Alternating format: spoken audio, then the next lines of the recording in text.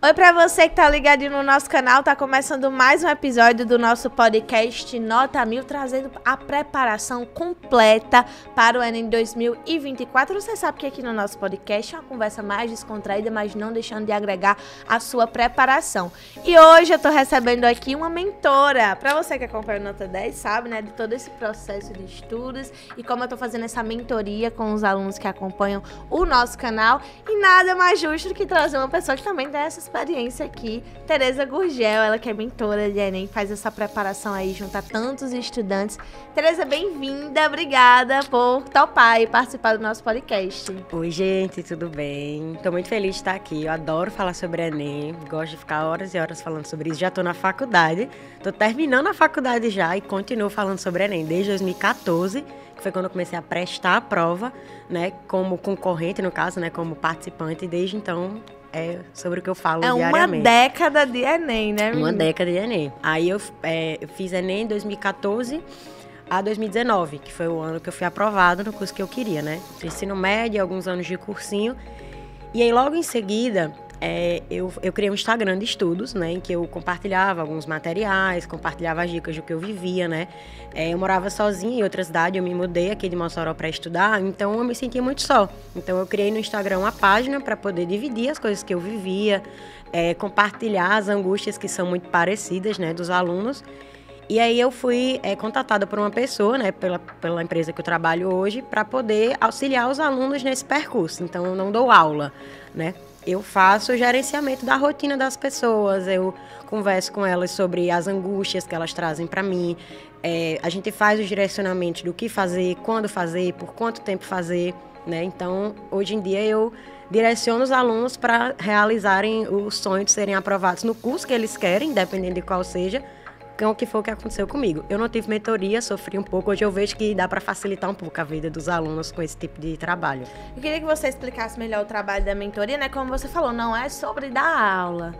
Isso aí já fica para os professores, dos cursinhos. É realmente quando você é uma percepção de que a preparação para o Enem vai além do conteúdo. É você entender o modo de estudo de cada indivíduo, né? Exatamente. Hoje a empresa que eu trabalho tem os professores, mas a minha função, eu e os outros mentores, o que é que nós fazemos? O grande ponto a primeira pergunta que a gente tem que se fazer é se o aluno sabe estudar, se ele consegue usufruir das ferramentas que ele tem. Então eu tenho as aulas, seja no YouTube, seja no cursinho que eu contratei, enfim, eu tenho os meus livros que eu consigo na biblioteca, que eu compro, mas será que eu sei usar dessa ferramenta? Em seguida, será que eu sei como memorizar? Tipo, não adianta eu assistir uma aula e eu não ter ferramentas para memorizar aquilo que foi feito, aquilo que foi dito na aula, aquilo que foi estudado. Eu sei revisar? De quanto em quanto tempo eu tenho que voltar naquele conteúdo? De quanto em quanto tempo eu preciso voltar naquele conteúdo que cai muito? Às vezes que não cai tanto.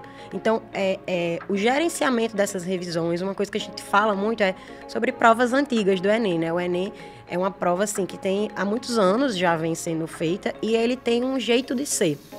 E a gente fala muito isso, principalmente a prova do primeiro dia, né, que o pessoal faz no domingo, no primeiro domingo. A prova do primeiro dia, ela tem uma linguagem. O Enem, ele tem um jeito de falar, um jeito de abordar os temas, sempre trazendo, muitas vezes, para um lado mais social, ou batendo sempre numa tecla muito semelhante durante os anos, mudando, obviamente, a roupagem, mas é como se a espinha dorsal das questões ela fosse muito semelhante. Então, a gente coloca essas provas antigas na rotina do aluno, quando ele vai fazer, quando ele vai corrigir. A partir da correção, o que é que eu faço com isso? Ok, eu vi que eu errei uma questão de um simulado antigo do Enem, corrigi, o que é que eu faço com essa informação? Como é que eu aplico agora ela no decorrer dos próximos dias, entendeu? Então, é realmente organizar a rotina do aluno. Muitas vezes, o que a gente vê é que o aluno se vê diante de muitas aulas, com muitas apostilas, e aí ele começa a podar a rotina dele. Então, ele começa cortando o quê? Academia.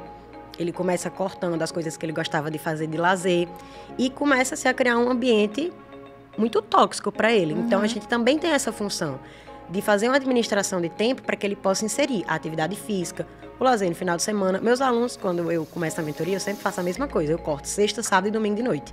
São horários que eu não coloco nada, nunca. Porque eu já digo para ele, eu não sei nem o que é que você vai fazer em casa, mas estudar, você não precisa.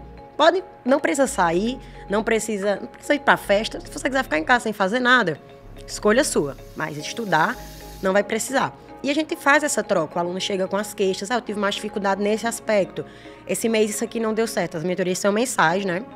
Mas eles falam comigo diariamente, se eles quiserem. Então, eu tive um problema com esse simulado aqui, tive um resultado muito abaixo do esperado. Então, vamos analisar o que aconteceu. Será que essa prova estava mais difícil? Será que você estava mais nervoso? Será que você atrapalhou o tempo ali? Entendeu? Será que foi muito distraído, fez o simulado em casa, com o barulho do lado de fora? Então, a gente começa a tentar analisar todos os contextos das dificuldades que eles têm durante o mês. Muito doido você falar, né? Porque escutar você falar disso de, às vezes, o aluno não sabe como estudar. Porque isso deve ser muito comum, porque a gente, desde criança, a gente já está inserido no ambiente escolar e não necessariamente isso significa que a gente sabe estudar. E aí eu queria perguntar para vocês, você acha que as escolas, independente de ser pública e privada, elas ensinam a gente a estudar de uma forma mais eficiente ou não?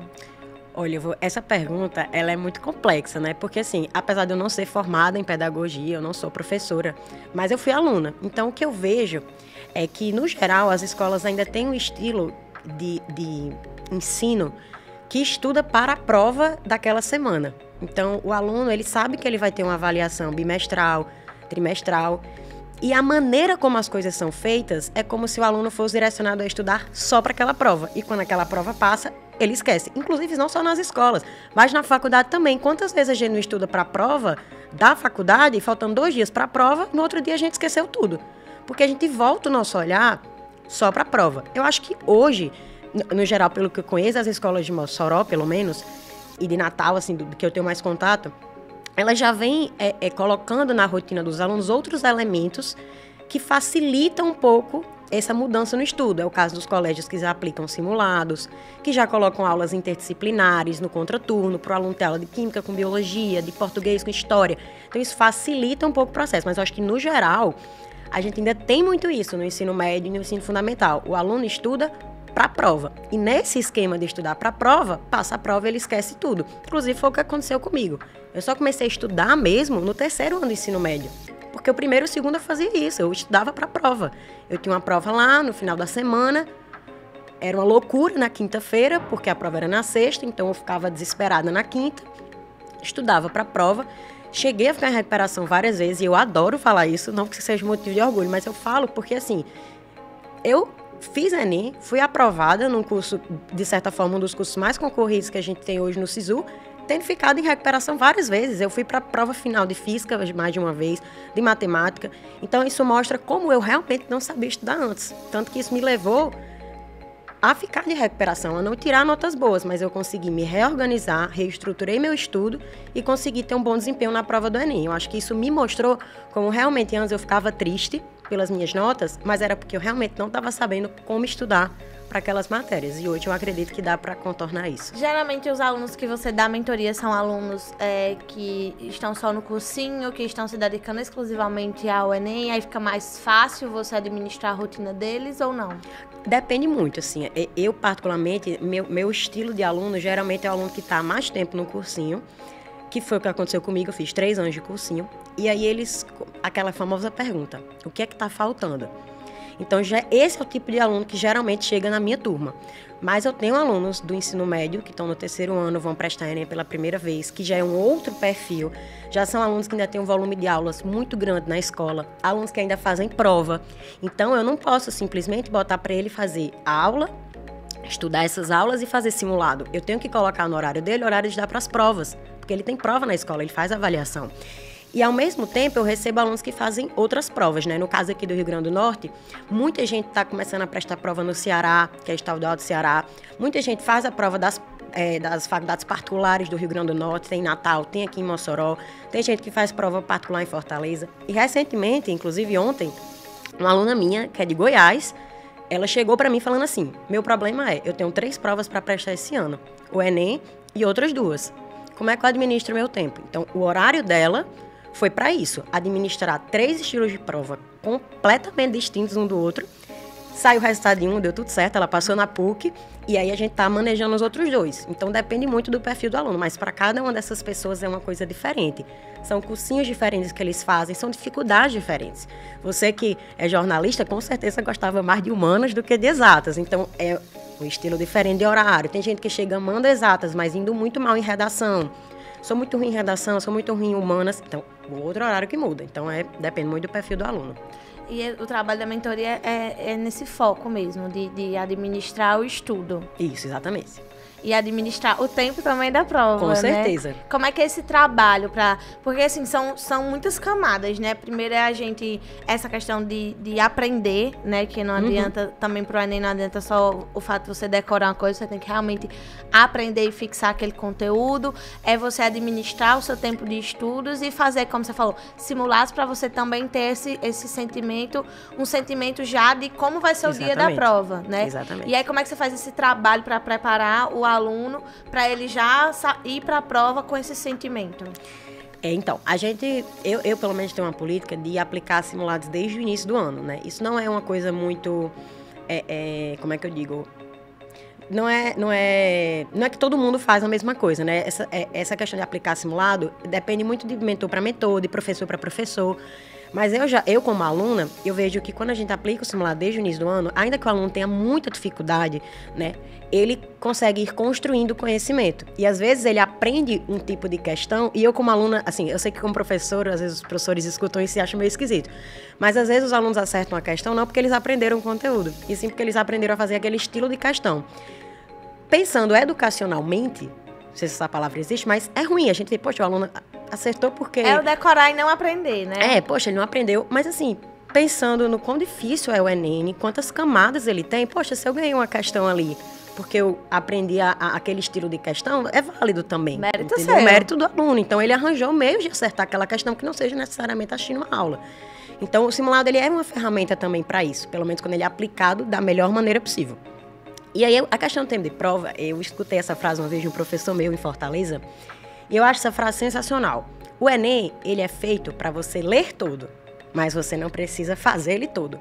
Parece meio esquisito, mas é o seguinte, existem questões no Enem que são muito mais complexas do que outras. A gente tem 3 níveis de dificuldade, né? As questões fáceis, médias e difíceis. As questões mais difíceis, elas são classificadas como difíceis de diversas maneiras. Às vezes porque quando a questão foi pré-testada, ela teve um índice de acerto muito baixo. Às vezes porque na prova, pós-aplicação, ela tem um nível de acerto muito baixo, uma porcentagem de acerto muito baixo. Não necessariamente são temas difíceis, isso é um mito. Porque esse tema da matemática é muito difícil, então essa questão é difícil. Não necessariamente, às vezes a gente tem questões de temas mais fáceis, como por exemplo matemática básica, as 4 operações, que é considerado um tema fácil, mas a questão é muito extensa. A questão é muito longa e não é nem o tempo conta. Então, muitas vezes, a questão ela baixa de porcentagem de acerto, não porque ela é difícil por si só, mas porque ela é muito grande, o aluno não conseguiu chegar até o final, não deu tempo ele terminar, ficou por último e ele não conseguiu mais fazer. Então, essas questões que a gente costuma dizer que são difíceis, e isso é uma coisa tanto particular do aluno, o aluno pode achar aquela questão difícil, quanto a prova mesmo se mostra mais difícil. A gente costuma deixar para o final, porque numericamente, né, em números, ela vale menos em pontuação mesmo. Então, a dica que eu sempre dou pro aluno é, esse mesmo professor falava assim, quem pula, passa. Então, pule as questões. Leu ali, não soube fazer, pule. Deixa pro final, porque você vai encontrar ali na prova, naquelas 45 questões, um volume de questões que você já sabe fazer. Tem aluno que sabe fazer 10, tem aluno que sabe fazer 20, mas já é um ganho que você tem. E provavelmente, se você sabe fazer de primeira, é porque essa questão é mais fácil, essa questão é mais tranquila de ser feita, e ela vale mais quando sai tua nota. Então, isso é tudo de bom. É uma questão que eu sei fazer, estou segura em fazer, ela é mais rápida e ela vale mais. É um combo perfeito, achar as questões fáceis. Então, chegou lá, achou a questão difícil? Pode pular, deixa pro final, vai fazendo. Ficou muito ansioso, ou então, eu sempre falo isso, né? Chega uma hora que a gente começa a ler 2, 3 vezes e não tá rolando. Peça eu para ir ao banheiro, dá uma lavada no rosto. Quando eu fazia prova, eu tinha um problema que eu sentia muito sono quando eu começava. Pelo horário, assim, sempre foi um horário que eu tive muito sono, assim, pós-almoço, né? Então, eu ia ao banheiro 5 vezes na primeira hora de prova. 4, 5 vezes. Ficava, achava esquisito, mas eu tava com muito sono. Então, eu ia, lavava o rosto, alongava, voltava, dava uns pulinhos pra eu voltar. Fiscal já assim, vai passando o negócio esquisito. 200 vezes e você tem alguma coisa errada com essa menina. E era só sono, minha gente. Sono. Eu pescava, assim, pescava mesmo, assim, de eu estar com a caneta e riscar a prova. E foi aí eu fui vendo essas estratégias, como é que eu me sentia na hora da prova, quais eram os momentos que eu me sentia mais cansada. Se sentiu cansado, dá uma pausa, pega um bombom, pega ali um chocolatinho que você leva, toma uma água, fecha a prova, sabe? Começa de novo, vai devagar. E uma coisa, a dica principal que eu dou, que eu tava até conversando com o Tiffany aqui antes da gente começar, eu não tô aqui pra mudar a estratégia de ninguém. Eu comecei o ano fazendo assim, assim, assado, e agora ela vai falar isso e eu vou mudar. Não, porque isso aconteceu comigo no meu primeiro ano de cursinho. Eu tinha uma estratégia de prova muito bem definida. Eu começava por ciências da natureza no segundo dia, depois eu ia pra matemática e ia intercalando a prova. E aí eu fui pra um aulão e o professor falou assim, assim, ele, na melhor das intenções, com certeza. Claro. Pessoal, é muito bom começar por matemática, porque matemática é quem dá mais pontos. No geral, a nota de matemática supera a nota de ciência da natureza. E eu falei, cara, sensacional a dica desse cara. Só que se for no aulão, tipo, sexto, não era no domingo. Aí eu inverti a ordem. Comecei por matemática. Só que eu tinha mais facilidade em natureza na época, hoje já é o contrário. E aí eu não consegui terminar a prova. Eu não consegui terminar todas as questões. Isso me frustrou muito. Então, esse é um exemplo de que se você já faz o que você faz, não mude. E se já tá dando time que tá ganhando, a gente não mexe. Agora, uma dica que eu dou, essa aqui vale para todo mundo, independente da estratégia de prova. Alguns alunos, eles têm uma mania de falar assim, quando eu tô fazendo a prova da ANEM, eu esqueço de tudo. Finjo que não tá acontecendo nada, fico ali imerso na minha prova. Cuidado, porque você não tá alheio ao mundo. Você está numa sala que tem um tempo de prova controlado. Inclusive, esse tempo é a única coisa que dá acesso ao mundo de fora. Você não sabe o que está acontecendo, da parede para fora. Mas você sabe a hora o tempo que está passando. Então, eu sempre digo para os meus alunos, qual é o melhor parâmetro que eu tenho quando eu estou sentado, fazendo a prova do Enem, e eu não sei nada que está acontecendo no mundo, eu não tenho relógio. É a hora que o fiscal tira a hora. Ali você tem uma noção temporal. Então, você pode parar e dizer, poxa, passou 1 hora, passaram 2 horas. Eu posso olhar para a minha prova e dizer, quantas questões eu fiz aqui? Será que eu estou rápido? Será que eu estou lento? Será que eu estou lendo com muita ansiedade? E aí eu estou passando por cima de um monte de coisa? Então, essa dica vale para toda estratégia de prova. Independente de como você faça, você pode parar a cada hora que é tirado o adesivo para se situar. Para ver, poxa, será que eu estou no mesmo tempo que eu fazia em casa? Em casa, geralmente, nesse horário eu estava na questão 20, agora eu estou na 8, então estou mais lento, preciso dar uma acelerada. Isso também ajuda a gente a ver, na hora da prova, as estratégias que eu preciso adotar. Por isso que estratégia de prova, eu acho que assim, o feijão com arroz é isso, mas cada aluno vai ter a sua. Por quê? Porque tem aluno que vai dizer, eu sou muito rápido no início, depois eu fico mais lento, aí já é uma estratégia que a gente vai adotando. Então, essa dica, para mim, ela é universal. Não finja que tá alheio ao mundo, que só tem você na sala. Se for para fingir que tem alguém na sala, seja pelo menos você e a fiscal e o quadro branco, né? E outra coisa que eu digo muito para os alunos também são essas pausas, né? O aluno, ele fala assim, mas eu vou pausar, vou perder tempo. Gente, pausas durante o Enem, que é uma prova tão extensa, tão cansativa. O Enem, para mim, ele não é um teste só físico, né? Porque algumas pessoas falam assim, você tem que fazer o simulado para treinar o físico. É muito cansativo ficar sentado, mas também é muito cansativo mentalmente a prova.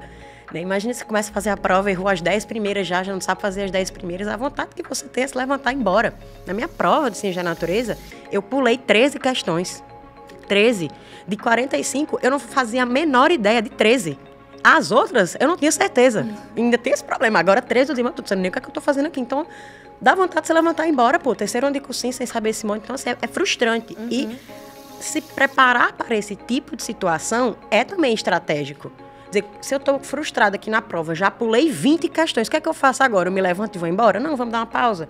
Vamos ao banheiro, vamos pedir a fiscal para você se levantar, às vezes mudar de lugar. Às vezes, uma interrupção ali de 2, 3 minutinhos naquele processo tão angustiante já dá uma acalmada e você volta pro teu eixo. Engraçado você dizer isso, porque eu fiquei pensando, pra mim não é difícil passar 4 horas sentada. Talvez 4 horas em pé, mas 4 horas sentada é de boa. Agora, 4 horas sentada, lendo sem parar, textos e textos enormes, aí sim é que é complicado. E tem que raciocinar, porque eu pulei a questão 1, aí eu tô na 10, mas poxa, e a 1, que é que... Sabe, a cabeça do aluno na hora do Enem, ela não para. É uma administração, você administra seu tempo, sua ansiedade que tá ali batendo, você administra o tempo de leitura, tu administra as alternativas, as questões que tu pulou, as questões que estão faltando. Redação. Às vezes o aluno fica pensando, em que é que tô errando? Aí fica querendo fazer as questões logo para voltar para a redação, para conferir se tá errado. Então, é muita coisa na cabeça da pessoa. Se a gente não compartimentabilizar bem esse tempo, pode se perder e pode perder a aprovação, sabe? Tem aluno que perde a aprovação por isso, por desespero na hora da prova, por realmente falta de manejo do tempo. E não falta de conhecimento, né? Exatamente. Hoje, nesse modelo que a gente tá, qual é o indicado? Quanto tempo eu posso demorar numa questão? A média que o Enem coloca para cada questão é de 3 minutos. Então, em média, se eu demoro 3 minutos, e eu tô dizendo para você que o parâmetro que tu tem é 1 hora, tu tem, em média, que fazer 20 questões a cada momento que a fiscal tira o adesivo, porque nós faríamos 20 questões de 3 minutos, 60 minutos, 1 hora. Essa é a média que a gente faria. Só que isso também depende muito, porque eu não falei para vocês que tem as questões mais difíceis. E as mais fáceis. E as mais fáceis. Então, tem questão fácil que a gente faz em 1 minuto. E questão mais difícil, que a gente precisa de 5, 6. Assim, essa dica é meio perigosa, mas eu vou falar. Quando eu fui fazer minha prova, eu nunca fui muito boa em matemática, como eu falei, né? E a prova de matemática tem 45 questões. Aí eu disse assim, olha, eu não faço 40 nem no simulado, que eu tô em casa. Às vezes questões que eu já sabia, porque eu fazia prova antiga. Então eu ia pra prova dizendo assim, minha prova tem 40 questões. Tem 5 questões de matemática que eu sei que eu não vou saber fazer. Isso é humildade, eu não sei fazer. Então eu já vou procurar que questões são essas e eu não vou nem dizer, eu vou voltar. Eu vou excluir da minha prova. Excluir da minha prova. E era isso que eu fazia. Quando eu li a questão, tentava a primeira vez, porque isso é importante também. Eu olhei a questão, vixe, sei fazer não. Não, leia, tente fazer pelo menos ali a espinha dorsal, para você chegar à conclusão que você não sabe. Eu olhei esse tema ou tema difícil. Às vezes não é bem o tema que você está pensando, que é a pergunta já muda, já faz um recorte que talvez você saiba. Então eu lia. Via que eu não sabia fazer, eu tirava. E não voltava mais nela. Então, eu tinha tempo para fazer 40, entendeu? O meu tempo não era para 45, era para 40. Das 40, no ano que eu passei, eu fiz 37. E esse resultado, para mim, foi muito bom. Foi um resultado até um pouco maior do que eu cheguei a fazer durante meus treinos, mas porque eu tive mais tempo para fazer questões que eu precisava acelerar em casa. Porque eu estava me dedicando a questões que eu nem sabia fazer. Essas são aquelas famosas questões. Se me desse meia hora, eu não ia saber fazer. Então, você tem 3 minutos. Às vezes o menos é mais, né? Isso, exatamente. Pra você nesse caso. Exatamente. Você ganhou já tempo por não fazer 5. Exato. E assim, é como eu digo assim para os meus alunos, é uma questão de humildade. Ninguém nunca na história acertou 180. Todo mundo tem uma cotinha de erro para errar. Então assim, eu escolhi. Eu falei, cara, eu não Escolhe onde você quer errar, né? Escolhe ali. Viu ali que não sabe, não insista, sabe? Não insista. Você não precisa acertar todas para passar. Para nenhum curso. Nem o mais concorrido, você não precisa acertar 180. Não precisa. Então, guarda ali sua cotinha de erros. É preferível que eu corte uma questão difícil para investir o tempo dela em 3 médias, 2 fáceis, do que dedicar tanto tempo para fazer uma questão difícil, que no final não vai me render tantos pontos. Em relação vamos por dias, né? No primeiro dia que a gente tem as 90 questões, mais a redação. Primeiro que eu já acho injusto só 1 hora a mais para fazer uma redação. Assim, se for para fazer uma redação, como você falou, na sua casa, sentadinho. Totalmente diferente. Na escola, tudo bem. Mas 1 hora para fazer uma redação do Enem é pressão. O que é que geralmente você indica o aluno a fazer? Assim, muitos professores dão dicas, né? E a maioria dos que a gente anda conversando aqui no Nota 10 e no podcast Nota 1000 é sobre... por exemplo, no dia da redação, dar uma olhada no tema. Com certeza. E fazer uns pontos e depois responder umas questões, porque, inclusive, a gente teve professor de geografia falando, e talvez se você for responder umas questões de humanas, sempre tem uma questão no caderno de humanas que tá ligada ao tema. Aí eu vou lá e já pego já tem um insight a partir dessa questão. O que é que geralmente você indica o aluno fazer? Inclusive, essa questão que esse professor de geografia falou, teve um ano, quando o Enem ainda era no outro formato, que era sábado e domingo, o primeiro dia era natureza e humanas. E caiu uma questão de humanas sobre violência contra a mulher. Era violência contra a mulher. E aí, no mesmo dia, à noite, todo mundo, eita, vai cair amanhã. E realmente foi. Foi o tema do dia seguinte, foi persistência da violência contra a mulher. E, realmente isso acontece, né? A dica que eu dou é o seguinte, tem 2 tipos de aluno. O aluno que fica muito ansioso com a redação e o que é mais tranquilo. O que é mais tranquilo, eu realmente indico olhar logo. O que é mais ansioso, geralmente eu digo, me espere as reações na sala, porque toda vez que a gente recebe o caderno de prova e abre, eita, vixe, aí o aluno fica, o que tem agora? Então, deixa as reações passarem, depois você abre e vai olhando com calma. Uma coisa que eu fiz todos os anos que eu prestei Enem, faço até hoje, indico para os meus alunos, trace logo os sinônimos. Então, o tema tem ali 5 palavras. Eu já boto sinônimo para todas elas, porque primeiro, eu vou precisar durante o texto. Segundo, isso me permite entender melhor o tema, porque eu consigo reescrever com outras palavras, e aí eu me situo melhor. Digo, opa, entendi, talvez eu não tenha entendido com a palavra que está lá. Mas agora, com esse sinônimo que eu coloquei, eu entendo melhor, eu lembro de algum repertório, lembro de algum argumento, lembro de alguma lei, lembro de algum documento internacional ou nacional que fala sobre aquilo. Então, essa é a primeira dica que eu dou. Se quiser fazer a redação primeiro, se já é uma coisa que você faz, pode fazer, tranquilo, mas eu nunca indico que passe a limpo assim que você termina. Porque é aquela coisa, eu que fiz, eu acabei de fazer. Então, é muito difícil que eu encontre os meus erros, que se eu soubesse que estava errado, eu já tinha corrigido. Então, muitas vezes os erros vão passando batido porque a gente tá ali naquele momento de só jogar as ideias, a gente chama de brainstorm, né? Jogando as ideias. Então, coloque lá, mas volte depois. Volte, releia. Aí alguns alunos fazem a redação cortada, tipo eu faço o primeiro e segundo parágrafo, depois eu volto. Isso não é tão indicado, mas se você costuma fazer, eu sempre indico que na volta, leia tudo que você escreveu primeiro, para ver se os parágrafos estão conectados, se a ideia do texto tá toda conectada, porque, não sei se você concorda comigo, eu escrevi uma pauta aqui, aí volto 40 minutos depois de ter lido um monte de questão para completar essa pauta, pode ficar desconexo. Eu posso me desconectar um parágrafo do outro. Então, mesmo que você faça a redação picotada, eu sempre fiz assim, não precisa mudar, faltam poucos dias para a prova, ninguém quer que você mude. Mas, conecte novamente, leia e conecte. E aí, tanto que era uma das últimas coisas que eu fazia, passar limpo. Porque eu fazia uma releitura várias vezes. Fazia 15 questões de linguagens, voltava para a redação, relia. Fazia 15 de humanas, voltava para reler. Geralmente, eu indico que as pessoas intercalem as provas. Isso também é muito de perfil. Se você já lê a prova toda, não precisa mudar porque eu estou dizendo. Mas, geralmente, intercalar as provas não precisa ser de 15 em 15. Pode ser de, eu acho muito ruim 15 em 15, porque eu acho poucas questões para trocar. Faça 20, depois mais 20, e as 5 mais difíceis por último. Então, fazer 20 de humanas, depois 20 de linguagens. Isso. 20 de... Pode fazer 15 de uma, depois 15 da outra. 18 de uma, o número que você quiser. Mas, geralmente, intercalar ajuda a cabeça a mudar um pouco, a dar uma descansada. A prova de linguagens, ano passado, por exemplo, foi muito monótona. Era uma prova com pouquíssimas ou nenhuma imagem, sem tirinha.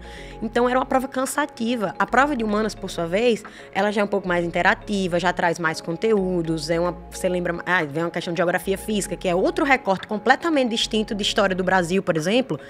Então, é diferente. Então, eu geralmente indico que as pessoas intercalem as provas, as matérias entre si, para poder a cabeça não ficar tão cansada. Mas assim, eu sempre fiz a prova inteira e deu super certo. Eu adoro ter esses exemplos, né? Na mentoria, eu nunca fiz inteira. Nunca tive capacidade para isso. Mas tem um mentor nosso que fez a prova inteira e passou no mesmo curso que eu. Então, os dois jeitos funcionam. Tem gente que fez assim... Você só tem que descobrir qual é o seu, né? Eu fiz assim, passei, ele fez do jeito dele, passou, então todo jeito funciona. Depende muito da maneira como eu lido na hora da prova. Mas geralmente a dica que eu dou é essa. Eu não costumo indicar a prova inteira, não. Então, pra gente recapitular, procurar primeiro as questões que você sabe. Isso. E as que você não sabe. Intercalar essas áreas, né? As áreas para dar um descanso na mente e respirar, né? Isso, e fazer pausa se necessário. Aí eu esqueci de falar, né? Tipo, essas pausas o aluno tem muito medo, porque vai tomar meu tempo. Às vezes são 3 minutos que tu foi no banheiro que faz você ganhar 5 questões que tu perderia sentado na cadeira. Então, são pausas estratégicas que a gente chama. E uma coisa que eu vou dizer agora é assim, eu tô aqui falando com vocês, né? Mas a internet tá cheia de dicas. Então, a internet tem muita dica e eu digo para vocês tomarem cuidado, porque nem toda dica funciona para todo mundo e nem toda dica que você aplica faltando 2 dias, 3 dias para a prova é o ideal. Inclusive, eu falei isso aqui.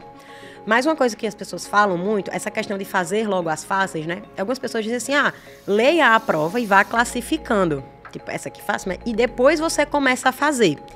Esse estilo de prova, essa estratégia de prova, geralmente não funciona muito bem, porque você gasta muito tempo fazendo isso. E tu tem condição. E aquela coisa, se isso aqui é fácil, eu já sei fazer. Pra que eu vou ler 30 questões antes de marcar a alternativa que eu já sei? Não tem sentido. Então, leu, viu que sabe fazer? Já marca.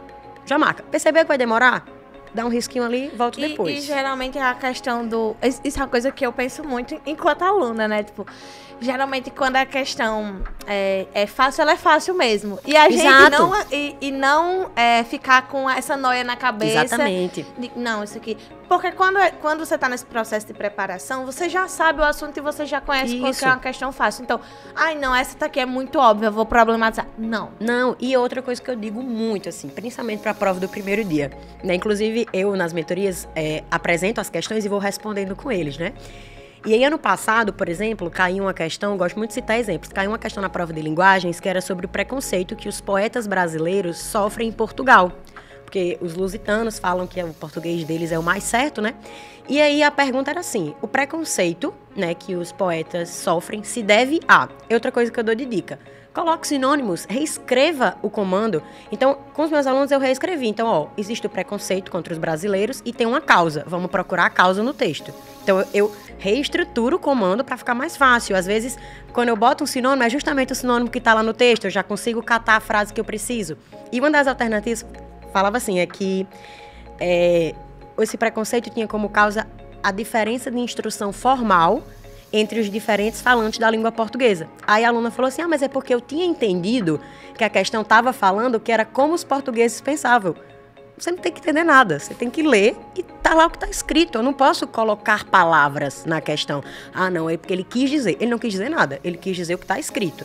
E na outra alternativa, inclusive, falava, né, que a alternativa correta era mais ou menos assim, ao entendimento dos portugueses que o português deles é o mais certo. Então, a alternativa, quando ela é certa, ela mostra que ela está certa. Eu não preciso adicionar ideias e dizer, ele pode estar querendo dizer isso. Isso aí você deixa para a redação. Isso aí você opina na redação. Na questão, não tem que opinar nada. A pessoa fez, montou. Então, por isso que até que eu digo, leia todas as alternativas, porque às vezes em uma, a alternativa B, ele quis dizer isso, vou marcar, pá, aí paro de ler, C, D e E. E às vezes a D estava mais completa, porque eu não preciso adicionar nenhuma ideia, ela já está completa por si, entendeu? Então acho que essa dica é muito bacana também. Ler todas as alternativas e não inventar, principalmente prova de primeiro dia, porque é mais interpretativa, assim, então vamos lá, porque eu achei que ele quis dizer isso. Não tem que achar nada, tem que achar o que está na alternativa. Não ache nada. Não ache nada, por favor. Nem o achismo para a redação também, né? Vá com confiança. Tereza, a gente tá encerrando o nosso episódio, mas muito bom conversar com você pra gente falar, dar essas dicas em relação à estratégia, mas também pensar já no futuro, né? Para quem tá fazendo, por exemplo, como treineiro, para quem sabe que esse ano não é o momento de passar e que ainda vai se preparar, aprender a estudar para usar o seu tempo da melhor forma no estudo e também na hora da prova, não é isso? Com certeza. Eu adoro falar sobre isso. Eu acho assim que o estudo, eu falo muito isso, né? Ter tido a oportunidade de estudar, para mim foi maravilhoso, né? Poder estudar. Não são todas as pessoas que conseguem continuar estudando, as pessoas precisam começar a trabalhar, precisam levar renda para casa. Então, eu reconheço muito esse privilégio que eu tive de poder continuar estudando para passar no curso que eu queria.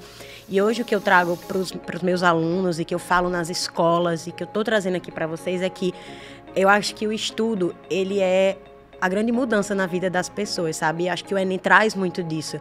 O Enem, ele abre portas. O estudo, para mim, ele é a rocha da pessoa, sabe? Porque eu sempre digo isso para meus alunos, que eu até emocionada. Eu falei isso, inclusive, na escola que eu fiz esses dias. Porque, às vezes, as pessoas tiram tudo de você, sabe? Elas tiram sua dignidade, elas falam o que quiserem de você.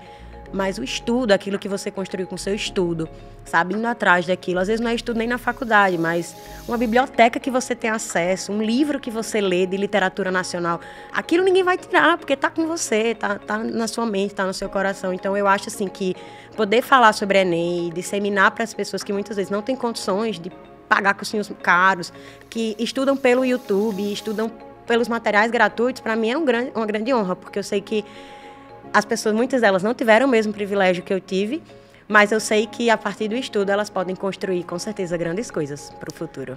Obrigada, Tereza, pela participação. Pois aí o Nota 10 faz, né, o Nota 1000 e o Nota 10 fazem esse trabalho aí, dessa oportunidade de você estar se preparando para o Enem com conteúdos de qualidade, com professores que têm aí já uma longa trajetória ensinando para o Enem. Então a gente também fica feliz de estar fazendo nossa parte em relação a isso. Eu vou ficando por aqui, a gente volta em breve com mais podcast Nota 1000, com mais Nota 10, com mais conteúdo, com muito mais serviço para você que acompanha a gente. Tchau, tchau.